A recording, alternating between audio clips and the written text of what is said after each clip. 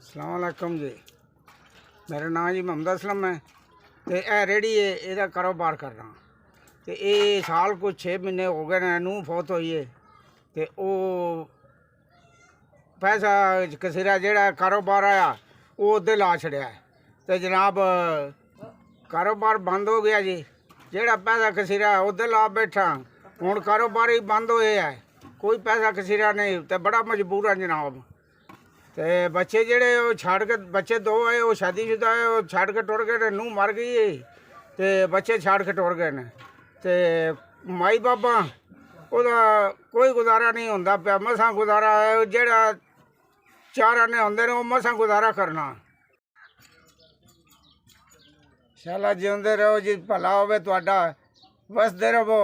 जिन्हें मैंने 5000 रुपया दिता है, तो ये वाह मैं गरीब बंदा, तुहाडे बच्चों भी दुआवां देवांगा।